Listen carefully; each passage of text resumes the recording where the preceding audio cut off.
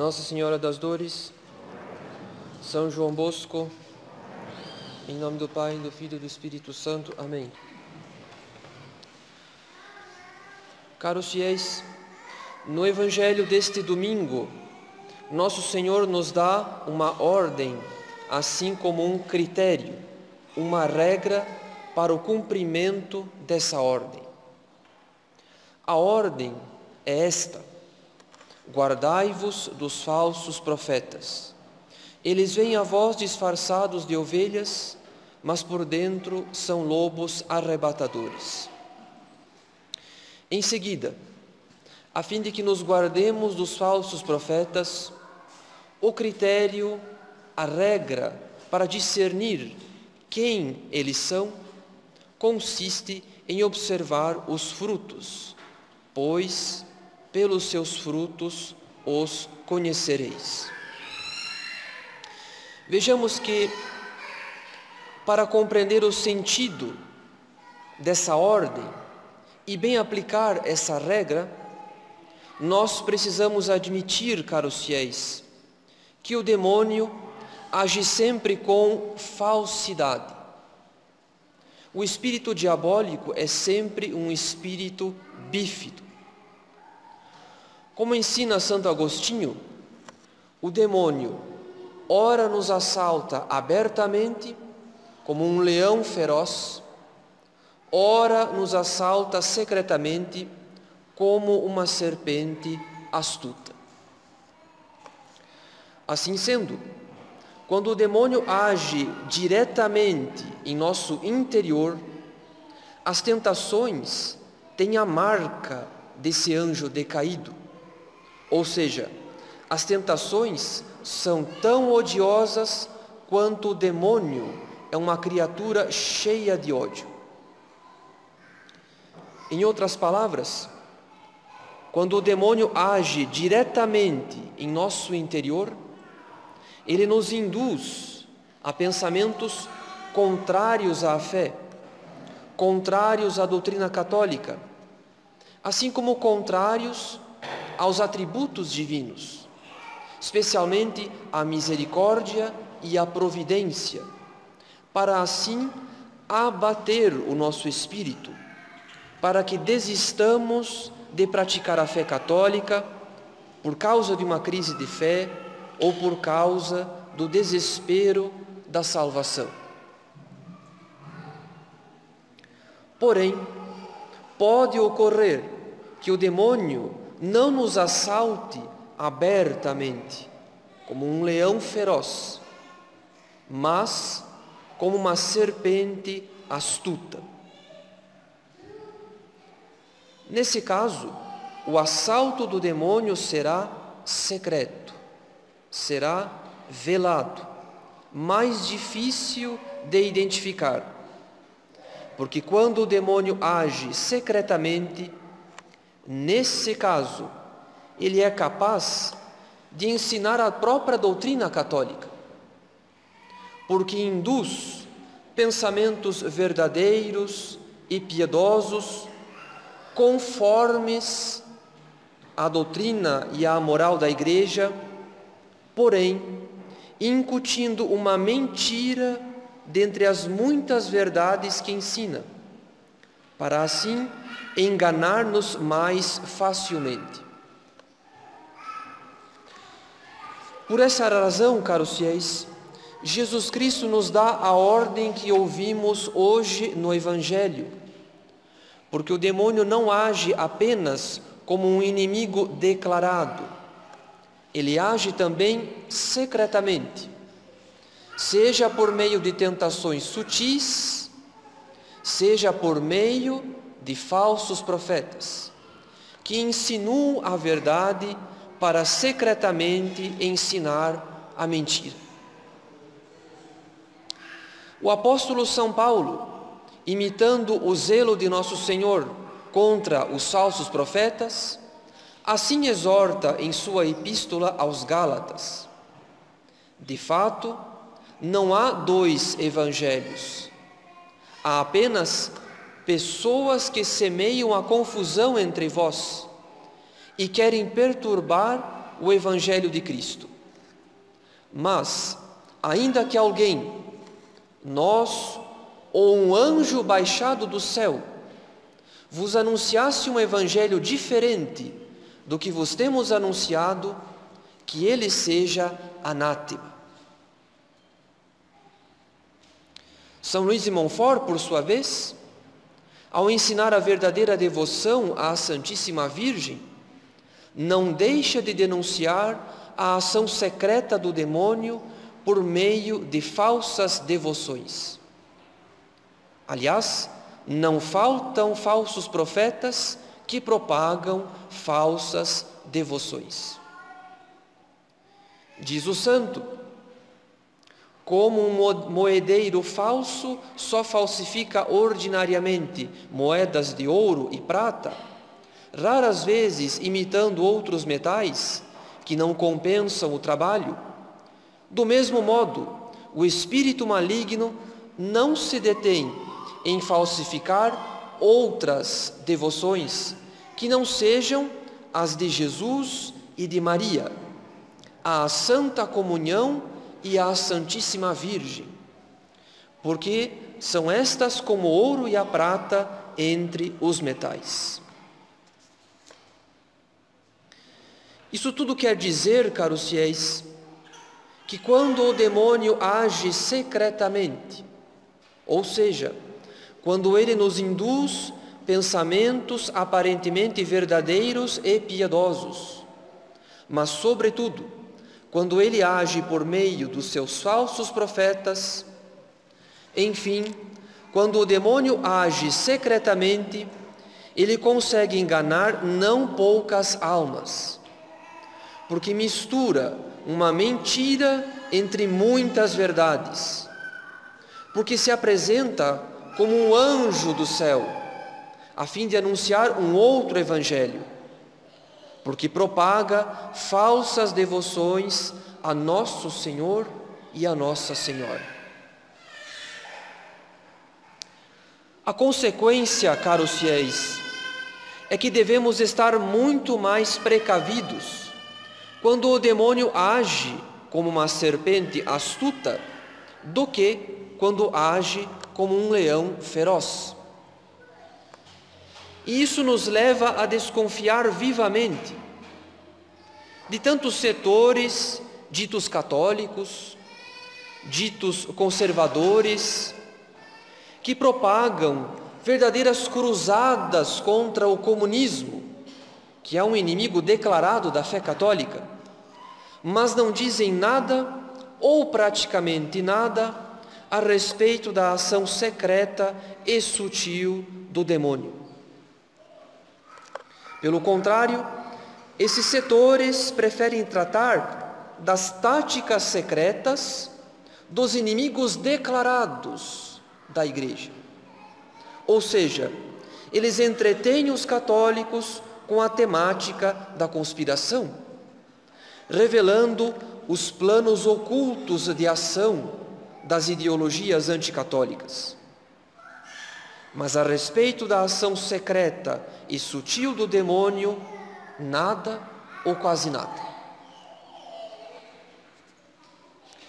Mas não é difícil perceber que isso não basta. Ou melhor, isso é um desvio daquilo que se espera de um católico e de uma ação genuinamente católica.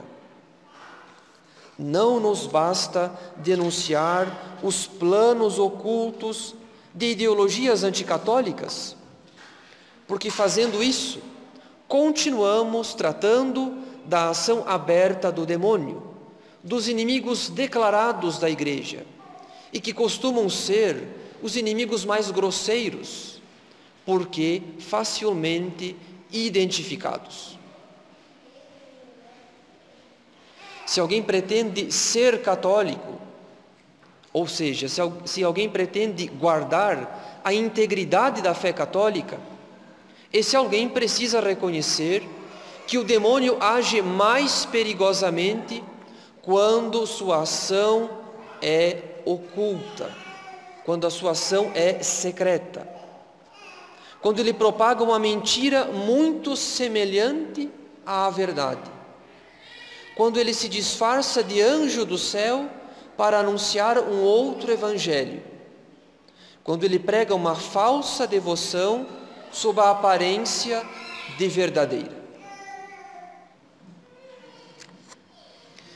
E uma das formas de o demônio agir secretamente consiste em suscitar falsas aparições.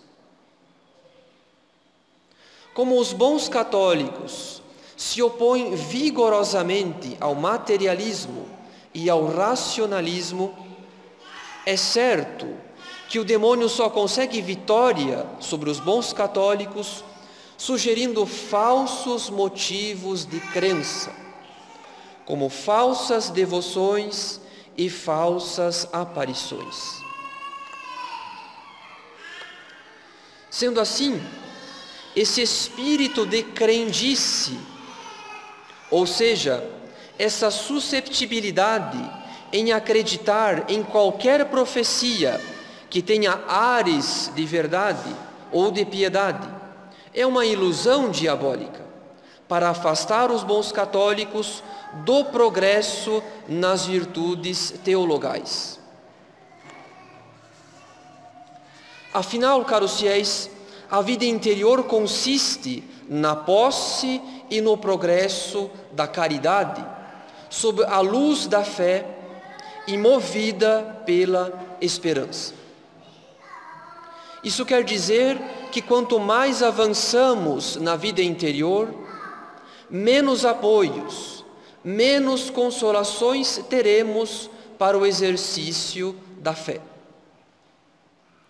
Pois para que tenhamos uma fé apoiada unicamente na autoridade de Deus, nosso Senhor precisa retirar pouco a pouco aqueles apoios, aquelas consolações que nos dão uma certa segurança humana, que satisfazem a nossa sensibilidade.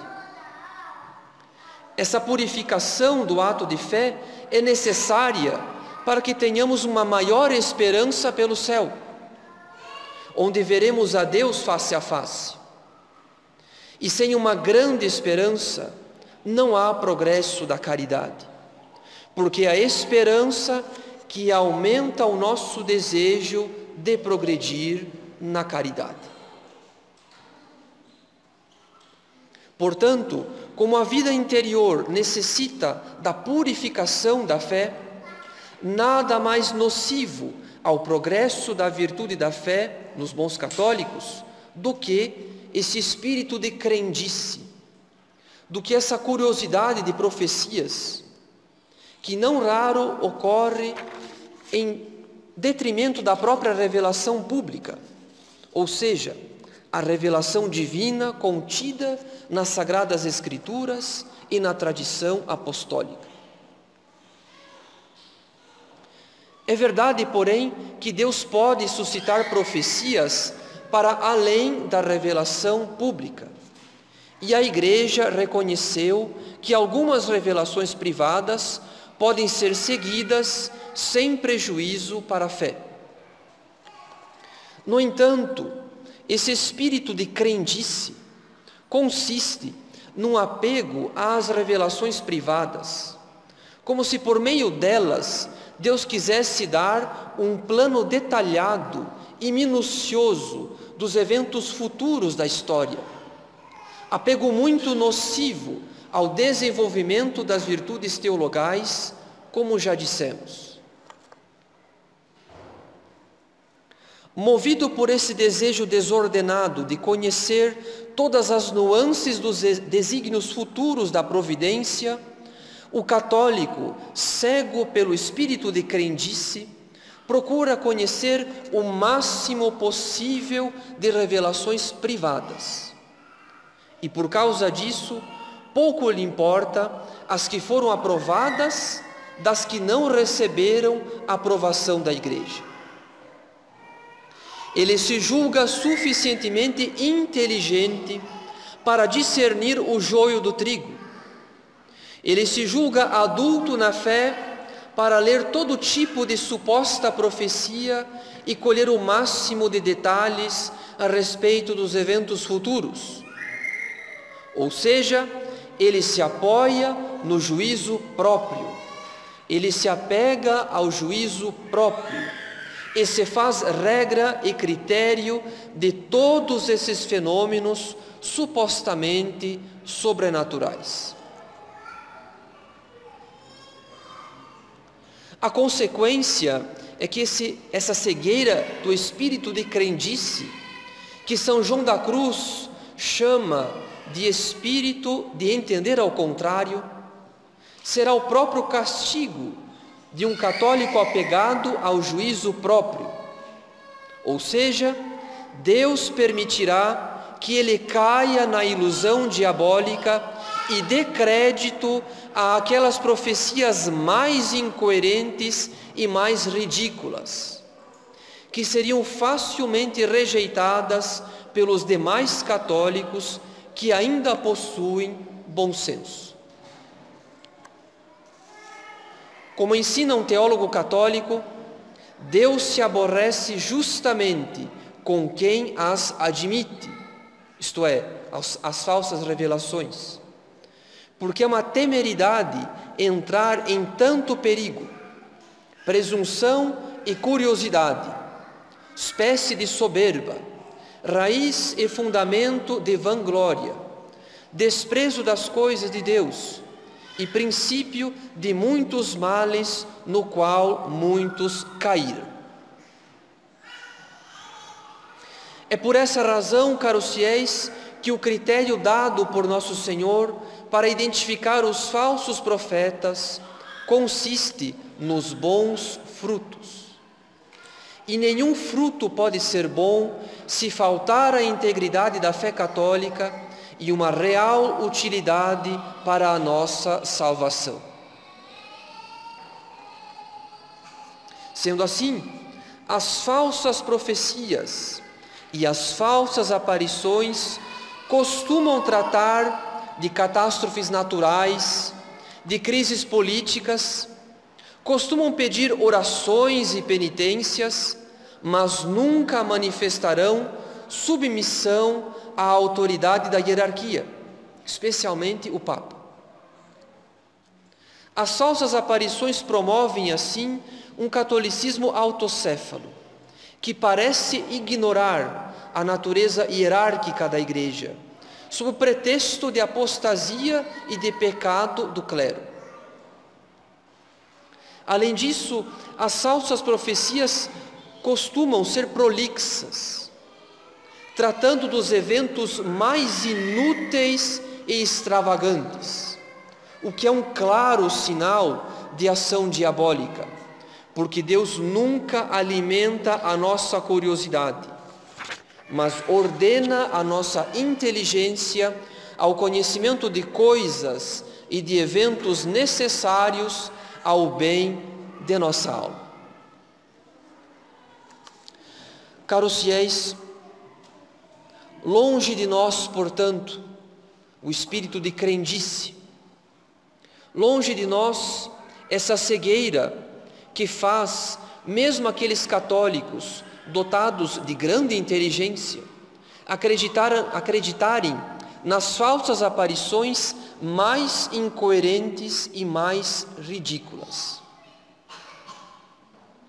Que o Espírito Santo se digne iluminar sempre a nossa inteligência, sobretudo num tempo como o nosso, em que o bom senso se tornou um artigo cada vez mais raro.